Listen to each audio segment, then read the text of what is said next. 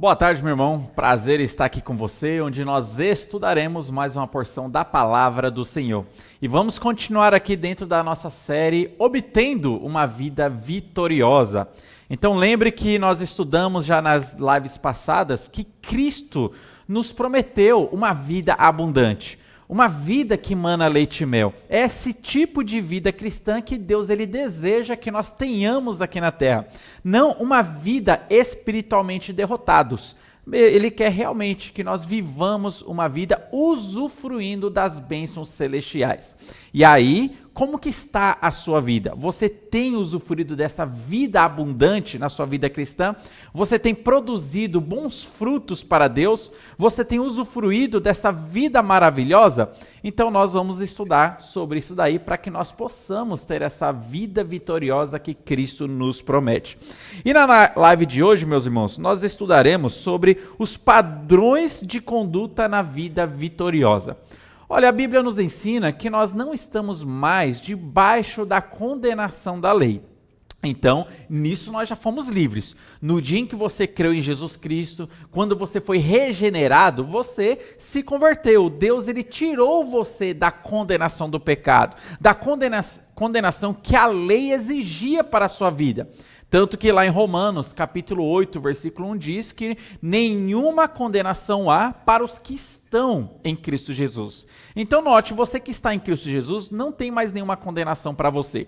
Você que está em Cristo Jesus, não existe a condenação do pecado, a condenação da lei sobre a sua vida. Você foi liberto dessa condenação. E isso é graça de Deus. E quando nós pecamos, nós podemos nos aproximar de Deus e confessar os nossos pecados. Porque a Bíblia diz que Ele é fiel e justo para nos purificar de toda injustiça. Nós temos um advogado diante do Pai e quando nós pecamos, nós podemos confessar os nossos pecados. Então essa vida que nós temos, nós não estamos debaixo da condenação da lei. Mas não estar mais debaixo da condenação da lei, estar na graça, não significa viver sem lei. Não significa viver fazendo o que você quer. Olha, a palavra de Deus, a graça, ela exige para nós algumas normas, ela exige para nós algumas regras. Nós não podemos viver nos pecados, nós não podemos viver dentro dos nossos pecados. Ela vai exigir que nós tenhamos um padrão de conduta correto.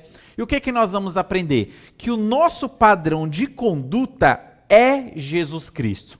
A Bíblia diz, vocês devem andar como ele andou. A Bíblia salienta isso. Jesus Cristo é o nosso padrão. A maneira em que ele viveu é a maneira que nós devemos viver. A maneira em que ele pregou é a maneira que nós devemos nos submeter ao estilo de vida que ele nos ensinou. Cristo é o nosso padrão de conduta. E meu irmão, para que nós possamos ter uma vida vitoriosa, a vida vitoriosa vai exigir de nós esses padrões de conduta. O que nós vamos aprender então em primeiro lugar? Qual que é o primeiro padrão de conduta que nós vamos salientar aqui? É uma vida de santidade. Nós devemos procurar santificação, sem a qual nós não veremos o Senhor. Lá em 1 Tessalonicenses, capítulo 3, diz da seguinte maneira no versículo 13. Deus não nos chamou para a impureza, e sim em santificação. Deus ele nos chamou para andarmos em santificação, não para vivermos em impurezas. Então o que a Bíblia nos ensina? Sede santos, porque eu sou santo. Você está percebendo que para que você tenha uma vida cristã vitoriosa, uma vida cristã na sua maturidade, uma vida cristã onde você possa usufruir de todas as bênçãos celestiais que nós já temos em Cristo Jesus, é necessário que nós andemos em santificação? Olha só, a vida cristã vitoriosa, ela exige um padrão de estilo de vida, um padrão de conduta, e nós devemos procurar e andar em santificação. Também na santificação entra que nós devemos nos separar do mundo. O que significa viver separado do mundo? O que é essa separação do mundo? O que nós estamos dizendo que nós devemos nos separar do mundo? Meus irmãos, é o mundo do pecado, esse sistema pecaminoso controlado pelo Deus deste século que nós devemos nos separar, que nós não devemos nos submeter, que nós não devemos nos conformar com este mundo. Quando dizemos que nós devemos nos separar do mundo, é este mundo pecaminoso, um mundo que é controlado por Satanás. É nisso que nós devemos nos separar. A Bíblia, em diversos locais, ela salienta a seguinte frase: não herdarão o reino de Deus os que tais coisas praticam. Por isso que a Bíblia fala que nós devemos andar em santificação. Por isso que a Bíblia diz que nós devemos nos separar do mundo. Porque a Bíblia salienta claramente: aqueles que vivem no pecado não herdarão o reino de Deus. As pessoas que não se arrependeram dos seus pecados, elas estão demonstrando que não são convertidas, elas não herdarão o reino de Deus. Mas nós que somos salvos, nós precisamos andar em santificação. Nós já temos a salvação, nós já temos o Espírito Santo habitando dentro de nós. O nosso desejo agora tem que ser a santificação, prosseguindo para a santificação. A Bíblia, mais uma vez, ela também salienta: não ameis o mundo, nem as coisas que há no mundo. Se alguém amar o mundo, o amor do Pai não está nele. Então, perceba que nós devemos nos afastar do mundo de pecado, perceba que nós devemos nos afastar de um sistema regido por Satanás, nós não devemos nos submeter a isso, mas andar em santificação e nos afastar de tudo aquilo que é pecaminoso. Mas ainda, meus irmãos, a vida vitoriosa, exigindo um padrão de conduta para que nós possamos viver essa vida abundante, nós devemos também tomar cuidado com coisas que são boas, porque elas podem, dependendo da idolatria ou o local que nós colocarmos essas coisas boas, elas podem se transformar em coisas pecaminosas. Por exemplo, trabalhar é bênção do Senhor. O trabalho é uma ordem de Deus. Quem não quer trabalhar, não coma. Mas se eu coloco a minha profissão, o meu diploma, a minha carreira profissional no trono do meu coração, note que isso se transformou numa coisa pecaminosa, se transformou num ídolo no meu coração. Por quê? Eu estou valorizando isso mais do que a Deus. Eu não estou obedecendo ao mandamento do Senhor. Ame a Deus acima de todas as coisas, com toda a sua força, com toda a sua alma. Eu estou fazendo de coisas boas, de coisas que são valiosas, mas estou colocando elas no lugar errado. Isso pode ser aplicado para qualquer outra área da nossa vida, não apenas profissão. Pode ser colocado como dinheiro. Por exemplo, lembra da vida de Demas? Demas, ele era um companheiro missionário de Paulo, mas ele se vislumbrou com as ofertas que a cidade de Tessalônica estava oferecendo para ele. A Bíblia não nos deixa muito claro qual era esse vislumbre, mas lá em Tessalônica ele se vislumbrou. Eu imagino que talvez Tessalônica, por ser uma cidade ali muito profissional, talvez uma carreira profissional, talvez o dinheiro. Bom, ele teve talvez algum tipo de ganância e ele amou o presente século e abandonou a obra missionária. Então você percebe como que Demas, ele colocou outras coisas no primeiro lugar do seu coração.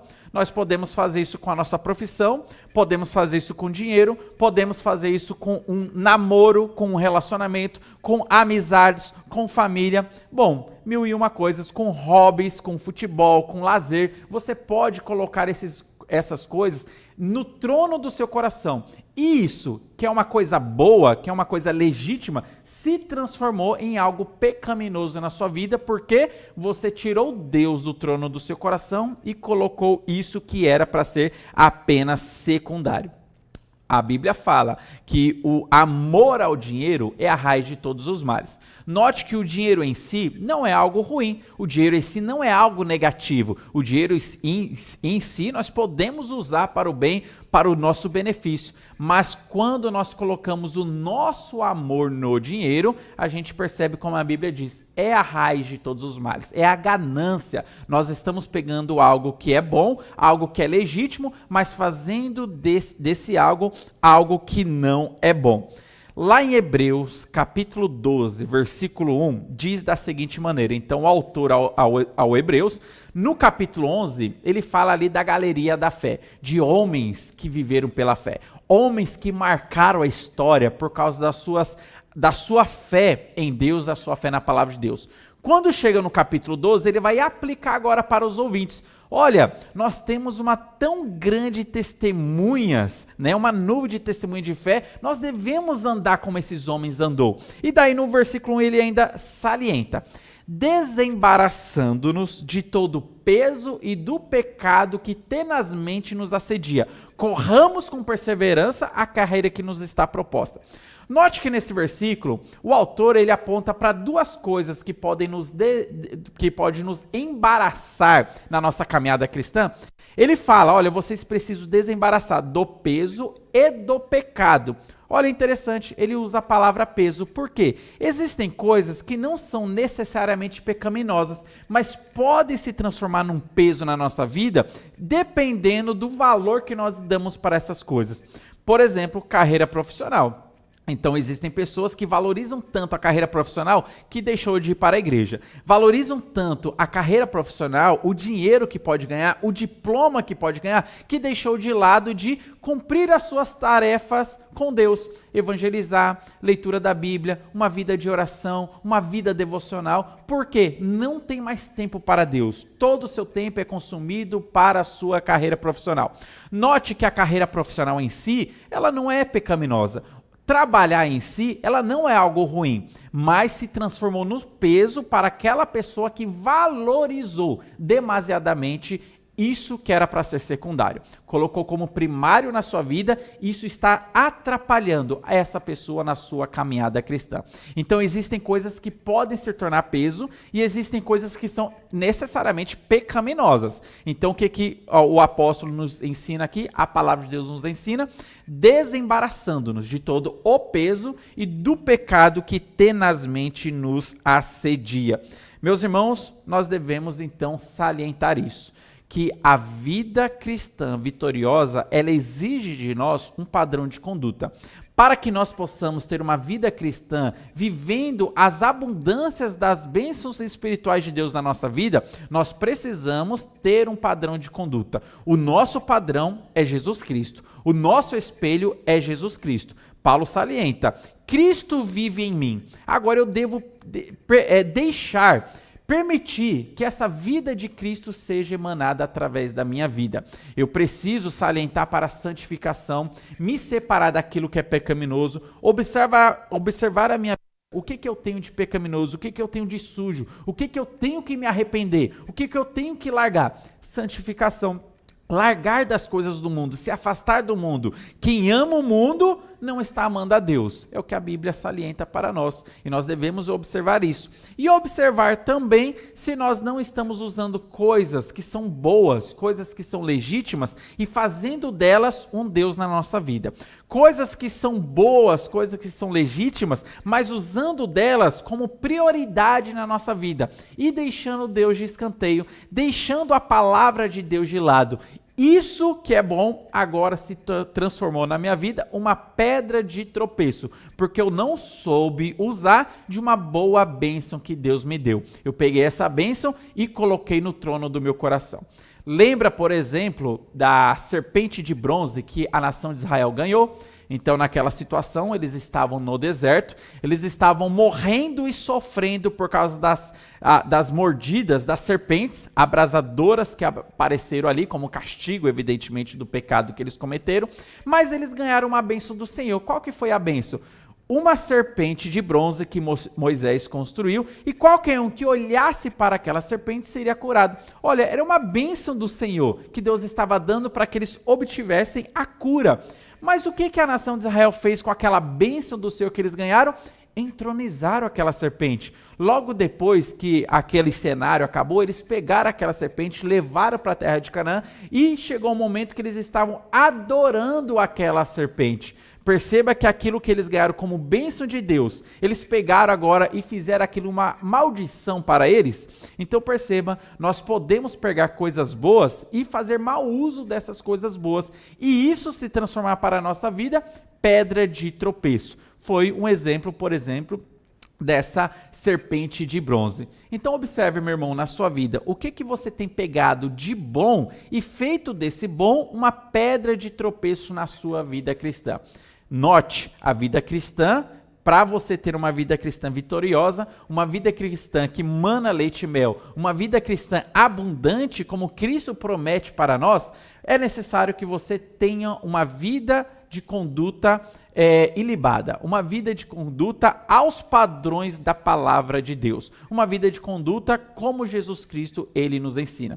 Nós não vivemos debaixo da lei, nós não vivemos debaixo da condenação da lei, mas a graça, ela não é uma vida onde nós podemos viver desregrada. A graça, ela vai exigir de nós um padrão de conduta santificado. Então nós devemos nos orientar pela palavra de Deus. O que a Bíblia nos ensina? Quais são as ordens, regras que a palavra de Deus passa para nós e nós devemos obedecer? A Bíblia, ela é muito clara, ela ensina para nós o que é certo e ensina para nós o que é errado. A Bíblia ensina claramente para nós o que nós devemos nos desviar e aquilo que nós devemos caminhar. E é nisso que nós devemos andar, para que nós possamos ter uma vida cristã vitoriosa. Que Deus esteja abençoando grandemente a sua vida, abençoando a sua família e que os irmãos continuem nos acompanhando nos nossos próximos estudos.